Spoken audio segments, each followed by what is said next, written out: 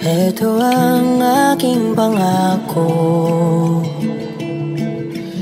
pag-ibig na di maglalaho.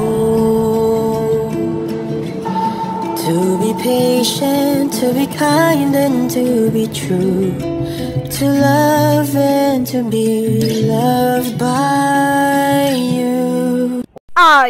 Ayuda! Madam Pokwang, humaga sa ganda ni Bel Mariano, isang dating komedya na aktres sa kapamilya na nasa GMA na ngayon na starstruck daw sa yang aktres na muling nakabisita sa ABS-CBN. First time niya raw makita ang yang aktres sa personal pero gandang-ganda na raw siya rito.